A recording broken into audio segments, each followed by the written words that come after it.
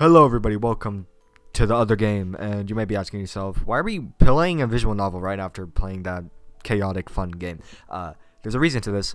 First of all, the game that I originally recorded, audio got corrupted, so I can't really put it into the video because it's all choppy and really bad, like really bad. So I just wanted to play another game because I didn't want to lie in the title. So we're playing this, Wrapped with a Kiss, which is a visual novel from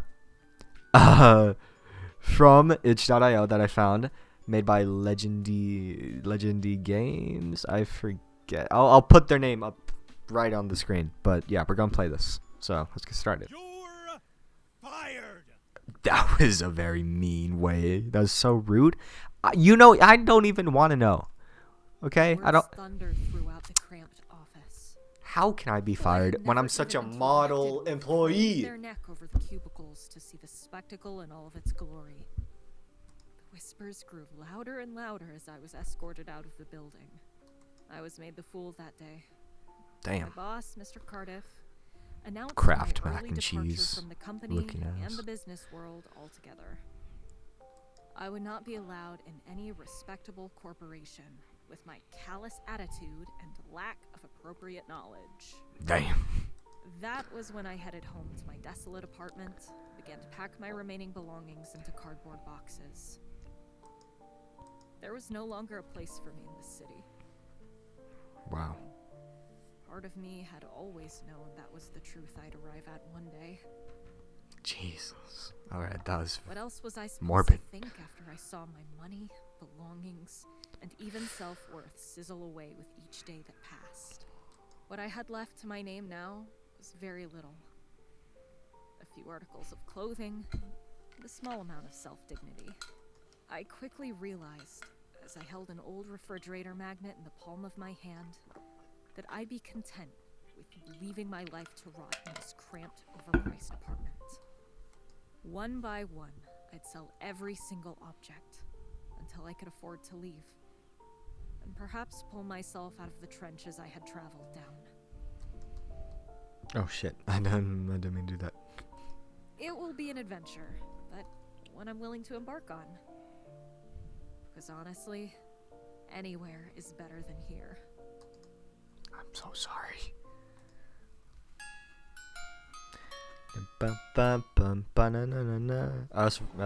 Okay. Well, there's voice acting in this, so I won't be talking as much. Oh shit. Well, this one isn't voice acted. They're heavy and cumbersome, hitting my leg with each step that I take. Perhaps 3 suitcases was too much to take with me on the 4-hour train ride. Jesus, 4 hours. I don't. That's a lot for a train, Jesus. I mean, is this in like Japan, UK, EU? I cannot relate to this, like trains that just take you wherever. When I reach the top of the long staircase, I'm winded, taking a moment to inhale some fresh air. The cold air fills my lungs and I shiver. It's much chillier in Hawthorne than back home. I quickly shake my head. Not home. Not anymore. Hawthorne will be where I make myself comfortable, at least until I can get back on my feet again. Though glancing at everyone around me, I wonder if I can get used to the abundance of trees, comfortable walking space between people, and the lack of constant selfies being taken. I'm so sorry for keeping on clicking that. It sounds like paradise already. Wow, what a cool guy. No L is here. The 9-year-old girl puts an emphasis on the 2 syllables of my name, laughing. Not the funniest joke, if you can even consider it that, but I smile politely. You little shit. Wait, Mom, this is Noelle, right? She looks different from the pictures. She looks from me to my sister. That's right. The last time I saw Zoe was when she was only 3 years old. How did I let 6 years slip by? I'm so sorry. I keep clicking on my right click. 6 years slip by. It feels like it all happened in the blink of an eye. That rhymed. Zoe has the same golden eyes as her mother, though her dark hair has a slight curl to it. You couldn't say. Her hair was always like that, but it's more noticeable now that she's older. Yeah, can you imagine when she grows? It's just fucking... Fuck. I forgot what I was gonna say. Tyson passed away a few years ago, but Natalie refused to have a funeral. She wanted to keep the family sheltered from that part of her life. I wonder if it's alright. if all that's changed. Yes, that's the Coffee Bean herself. My sister and I lock eyes, and she winks. Coffee Bean? I can't help but groan. I almost forget about that dumb nickname. I was able to live the last few years of my life without ever hearing it, aside from phone calls with Natalie. Never call me that again. Coffee Bean? The little girl tilts her head to the side with a devious glint in her eyes. She's going to be calling me that from now on, isn't she? You heard nothing. It's better than a Christmas joke. Honestly, I'd take the alternative. Bah humbug. Aw, what a fucking Scrooge. Zoe looks confused as my sister and I talk. I only shake my head. Nope, not getting into the Coffee Bean story right now. I just got here. Mom, can we get hot chocolate on the way home? I don't know. Noelle just got here and she must be really tired. Are you, Noelle? Are you too tired to try the best hot chocolate you'll ever have in your entire fucking life, Noelle? I'm not tired, especially when hot chocolate is involved. You sure? She frowns, but I shrug. It's a good bonding experience. Yes, I knew you were going to be the best. Your mom is paying, right? I flash a grin at my sister, who shakes her head like a stern mother. She has a lecture for me, but I refuse to suffer through it until we're safely back at her place. Just this once, but I'm not helping with your bags. I roll my eyes. Zoe comes to my side and tries to take one of my bags from me, but they're all the size of her. I can't help but chuckle at the sight. I've got it. No worries, little gumdrop. Zoe scrunches up her nose. By now, we've been walking towards Nat's car, a small sedan with a bland coat of gray paint and a ding on the passenger side door. What did you just call me? Sorry, what did you just call me? I managed to maneuver around the vehicle with my 3 bags, 2 rolling on each side and the smallest stacked on top of another. Still cumbersome, but at least they're not weighing me down. Sorry. We all get terrible nicknames in this household. Sorry. But holiday theme? Bleh. Bleh. Hey, what's wrong with a little Christmas cheer, love bug? Easy for you to say. Jesus, you don't have to hear people call you Gumdrop. Oh, don't worry. Your mom's nickname is way, way worse. I gotta stop doing that. Really? What is it? I grin mischievously, shooting a glance at the scowling older woman. Should I tell her? Yes. No. Yes! I don't know. I think it's only fair. Natalie walks to her side of the car, fishing for her keys in her bag. In the meantime, I let go of my own bags and stretch my arms overhead. I've got to work out more if my muscles are this sore over dragging my luggage around. That's all you brought? I'm surprised you didn't bring more. I mean, you are staying here with us. Only until I get back on my feet. Even so, you don't plan on going back to the city, do you? I shake my head, getting into the unlocked car. Natalie and Zoe follow suit. I can understand Nat's apprehension about letting me return to the city. She's the one who had to deal with my tears on the worst nights. Fuck. I'm only a phone call away, Natalie used to say. And she really was, even at 3 a.m. when she had to wake up early the next day for work and to get Zoe ready for school. In the city, I was working a job that paid well but barely enough to afford the rent on my tiny apartment. My hours were long, excruciating even. I felt like I was losing myself to my job, and it all crumbled down after my termination from the workforce. But I haven't told Natalie the real reason I was fired. I don't think she'll be proud of me, though I stand by my decision, and I'd do it all over again if it meant leaving that button-up life behind. Car starting? Jesus. A lot of inner dialogue, Noelle. Didn't renew my lease and sold everything in the place. All I took were my clothes, some old pictures, and Mom's necklace. I had a lot prior to the decision to move, and in order to pay back some of my debts, fuck, this expensive imported ruby plated bow pendant, easily worth enough for a month's rent, is something I won't part with. That's all you need anyway. The pretty red necklace you're wearing? I reach up and grab the pendant between my 2 fingers. It's lightweight, and despite being old, still sparkles and shines in the light. Yeah. Yep. Yeah, fuck. Yep, that caught me off guard. Your grandmother gave it to me before she left on one of her grand old adventures. What adventure is she on now? The 70th? Who knows? I stopped counting a long time ago. You know what? I'm happy for her. She gets to travel the world and meet so many interesting people. Grandma's so cool. Buys the best gifts, too. Natalie looks at her daughter through the rearview mirror and lowers her eyes. Christmas is not about gifts. But they're nice, I suppose. Zoe giggles in the back seat with a snort. Mom must be spoiling her on the holidays as well. The last gift I got from the older woman was an expensive watch that I sold after only a few weeks of having it. The thing was nice, but what was the point of having something so flashy if I didn't have food to put on the table that week? I straighten up in my seat, eyes forward as Natalie takes a turn. As we get further away from the train station, more people come into view. An array of shops line up to the next to each other like a strip club. Wow, a lot of these businesses look like they're family owned. Oh, yep, no fancy big chains here. I love it. So, no Burger Boss? No Burger Boss. But Natalie points to storefronts a few feet ahead from where we've stopped at a red light. I can faintly make out the rustic wooden sign that reads something grill. Pewter's Grill has real burgers. Delish. Trust me. But Burger Boss has cheap burgers on the go. They cook them in 40 seconds or less. That's their motto. How good can a burger be if it was cooked in 40 seconds? Excuse me? Really good. You've got to slow your pace. Fuck. I don't play visual novels so much, so I'm sorry if I keep messing up the lines and you're getting annoyed, but you got to slow your pace, Hawthorne. You got to slow your pace in Hawthorne. Nothing worth getting done is completed in 40 seconds or less. So you say. I don't know, Mom.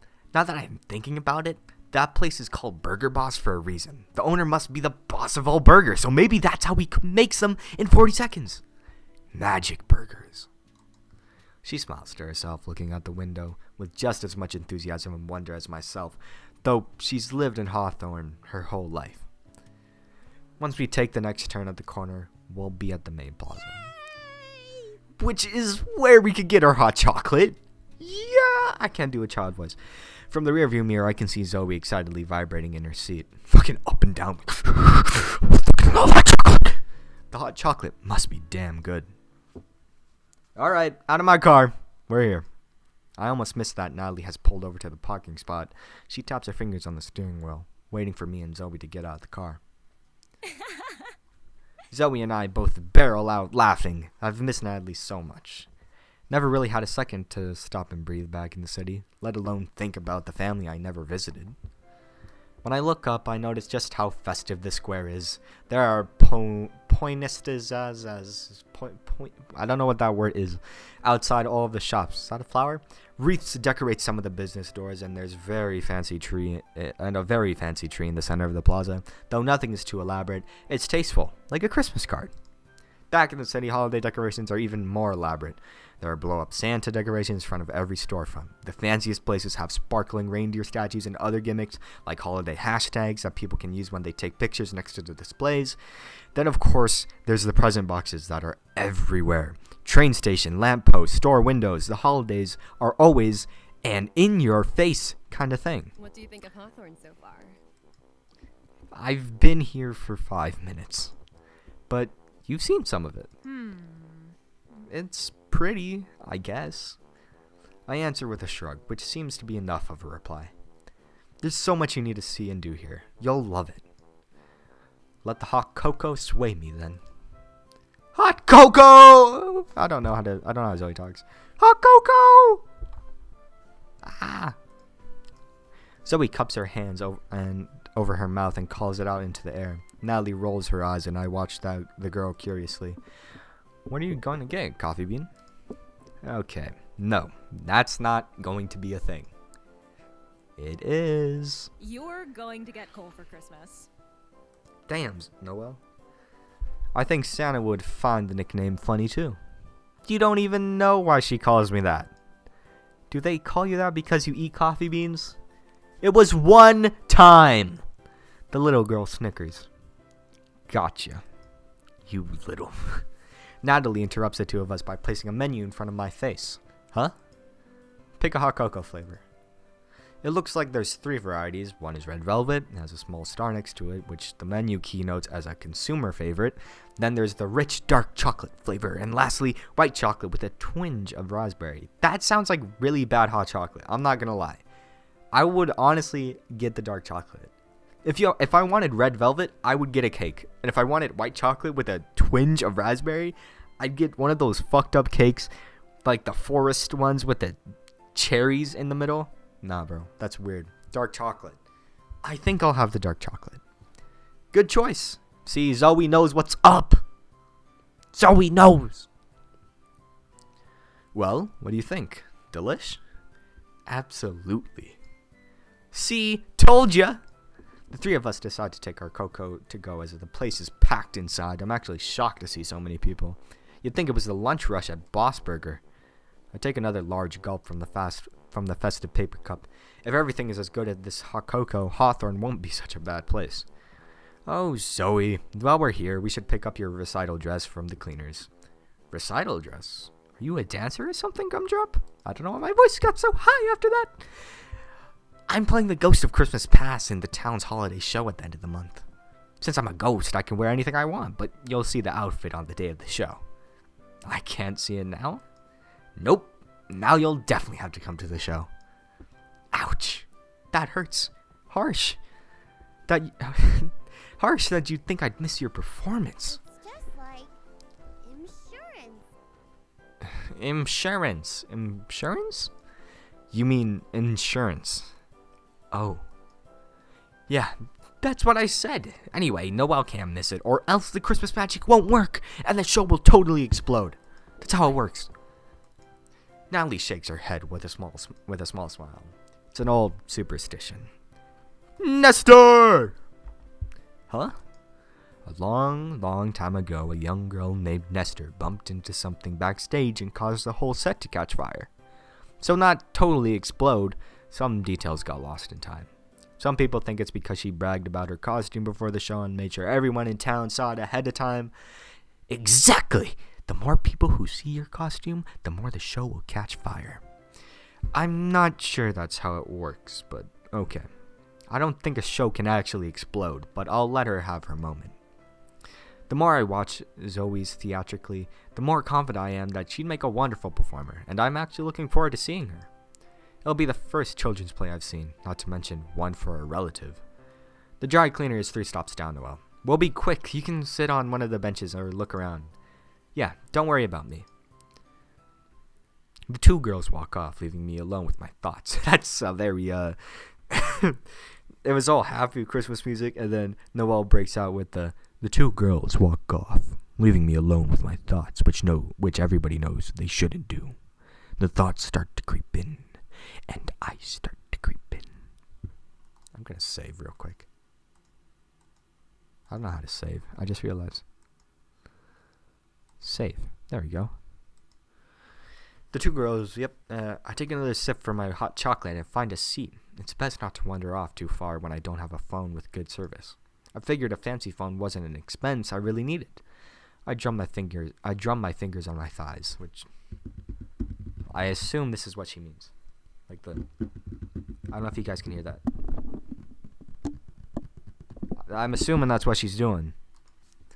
The air is kind of chilly, but the cocoa is warming me up. I haven't had a minute to just sit down and breathe in a long time. Bro, hot chocolate, when it's cold, it's like the best feeling ever. It's like hot pizza in the cold, but it's like it burns your mouth, but it hurts to breathe in because of the cold. But like it's like a double negative, so it's like makes it kind of better. I close my eyes as the wind caresses my face. I don't know how long I sit there until I hear a voice jolting me from my reverie. Choice. What the fuck was that voice? Oh, the love interest. Now we really gotta save. Yes. Okay. My eyes slowly flutter open, and I see a man casting a shadow over me. He's smiling genially, holding his own drink in his hand. You can tell what I'm drinking? You can tell what I'm drinking? Oh, yes, I'm a hot beverage expert, if you didn't know. Really? Does it smell different or something? The man chuckles, his face lighting up slightly. The little the little cardboard cup holders are different for each flavor. Oh, wow. Didn't even notice that. I hold the cup up in the sunlight, examining it. He's right. Mine is red, and the stranger's is green. You're new here, aren't you? Oh, no. Busted. I pushed some of my hair behind my ear. What gave it away? Thought I was doing a good job of blending in. I smile up at the stranger because we both know that's not true. I'm sure I look like a fish out of water here. Yeah. You were doing an awesome job. He winks at me as he says this. I can't help but blush at the mystery man and try to turn my head to the side so he won't notice. I just know everyone in town. Everyone? No way. That's not possible. You can't know everyone in town. Why not? Because? I motion to the plaza around us as if the answer is obvious. We're not in a small mountain town isolated from the rest of the world. The plaza is pretty sizable. Even the train station had a lot of people mulling about. The man begins to laugh, throwing his head back as he does so. You're from a big city, aren't you? You've got to be psychic or something. No, he shakes his head. You city dwellers are used to packed spaces. It's pretty easy to spot you guys in a crowd. Hawthorne really isn't that big. Compared to the city or not, there are still so many people walking around now. You can't know all of them. I'm pretty sure he was joking, Noel. Why don't you get a sense of humor? Okay, maybe not all of them. Before I can say anything, he places one of his hands up to stop me. But Hawthorne is a winter town, so there's more people walking around than usual. Tourists, you know? That doesn't count. I do know all the locals, though. Do you make it a habit to welcome all tourists? He shakes his head, grin never leaving his face. Tourists? No. New residents? Yes. I never said I'm a new resident. Didn't have to. I tilt my head to the side like a dog trying to make sense of what's happening. I have no idea what this man's talking about. He sounds like a crazy person. He sounds like a wacko. What about me gives it away, Mr. Detective? Your eyes. My eyes? I furrow my brows. Yeah. Same as your sisters. You're related to Natalie, right?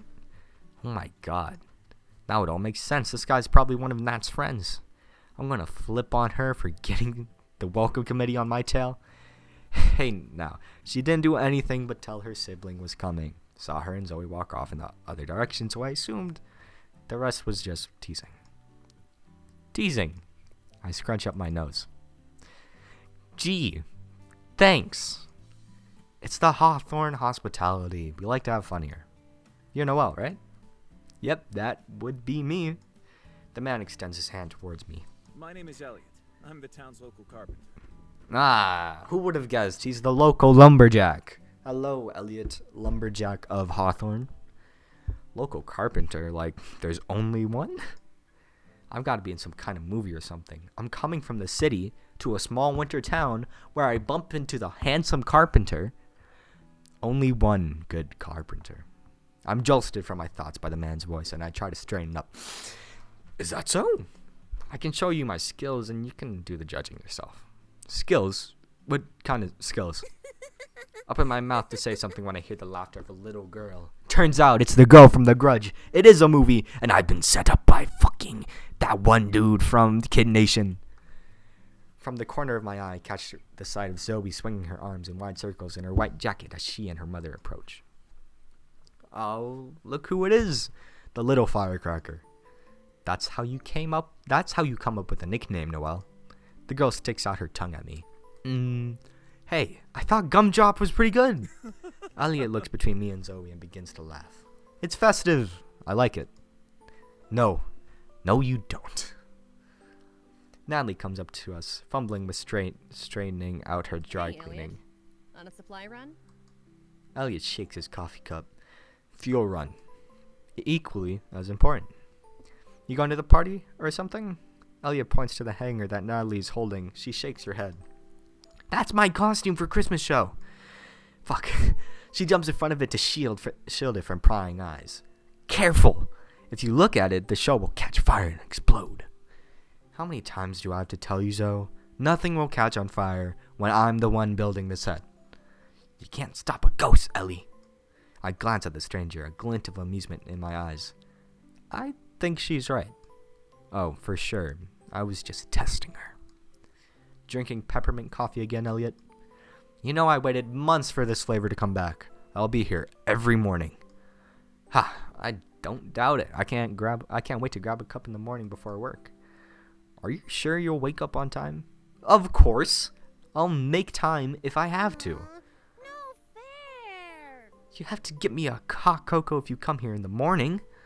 But you'll have to wake up even earlier if you want some before school, you know. Never mind then. I'm still sitting on the bench watching Elliot as he, Nat, and Zoe talk with relative familiarity. It feels kind of awkward seeing the man talk to my sister like they're best friends. Siblings, even. That's what happens when you don't visit your hometown anymore. I'm the stranger here, not Elliot.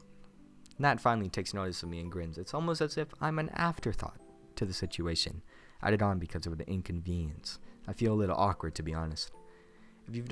I see you've met my sister, Noelle. Yes, what a wonderful conversationalist she's been. I try my best. I look up and try to smile meekly. If not for losing my job, I probably wouldn't be here. I'd probably still be a stranger to my whole family, sending the obligatory Happy Holidays text and being on my merry way. It's lovely meeting you, Noelle. Welcome to our small town, and I hope you enjoy your stay. Wow, what an attractive man. For however long that is. Nat looks at me for confirmation, but I only shrug my shoulders. Who knows how long I'll be here? I certainly didn't make any plans. Well, let's say a few months. No, forever. That's how long you have to stay. Forever is a long time. We'll see about that. Oh, does that mean the idea of forever is on the table? Elliot wiggles a brow and takes a sip of his coffee. There's a slight grin on his face. This guy sounds like he acts like Woody Allen, and I quickly realize that the man loves to joke around. At least he's making an effort to include me in the conversation. Perhaps he's extending the courtesy because of his relationship with Natalie. So many words! Guess I have to try and make Hawthorne look really good, so you'll want to stay. You've been doing a great job of it already. Of course you'd say that, Natty. Hey, I'm not lying. You fixed up this place really nicely. If someone who hasn't lived here for years thinks it looks good, I'll believe you. Natalie and Elliot both turn to me, and I shrink back in my seat. I will admit that Hawthorne is very different from the place I've lived for the last few years. For one, my family's here, and I won't be cramped inside a shoebox-sized apartment. However, everything still feels new. I'll need to get used to being here. I think Hawthorne is pretty. It's pretty. It's pretty. I give him half-hearted answer. See? Elliot shakes his head. I'm not convinced. That sounded kind of flat. Besides, Hawthorne is more than just a pretty space. I've only been here for an hour, so I can't really judge. If you'll be here for a while, then I'll have time to show you Hawthorne. Hawthorne's best-kept secrets. Some not even Natty or Zoe know. Wow, Elliot, you're really gonna give away secrets like that? Yeah, you have to tell us, too. I'll tell all of you, but Noelle has to stay long enough to find out. Wouldn't make sense otherwise. I place my hand on my chin. Sounds tempting. I sense a butt coming. A butt. Gross. I was about to make the same joke. I can't help but laugh at the one like the child I really am. Though Elliot seems to think it's kind of funny as well. No butts allowed. Noelle, a child is here. Guess that means I have to give you a yes or no answer, huh? It's going to be a yes, right? Secrets are on the line, Noelle. We have to know. Yes. But for secrets. Not like I have any other friends around town. It'd be a good opportunity to get to know the place better. At least.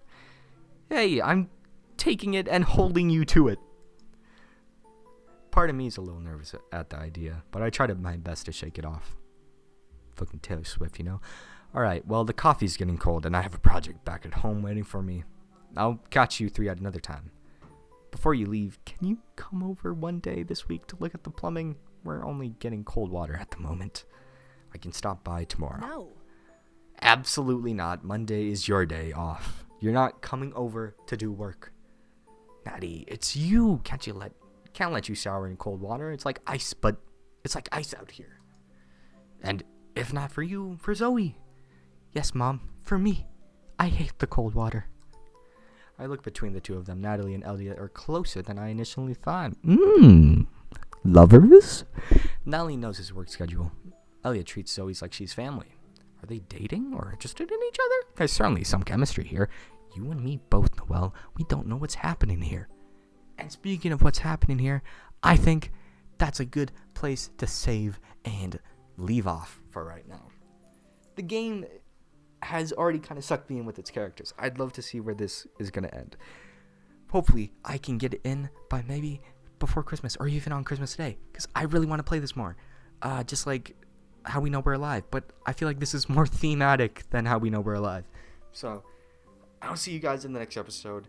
I hope you did enjoy. This is definitely different than Minecraft, but I hope you know I will still try and post Minecraft stuff, even if I'm playing stuff like this. So, I'll see you guys in the next video. It's been me, lupgost, or just a combination of both loop and ghost, and I'll see you in the next video. Happy holidays. See ya. Hello, Mr. Cat. What are you doing here? Do you want to go out? By the way, this soundtrack is like so good. I don't understand who made this soundtrack. I saw that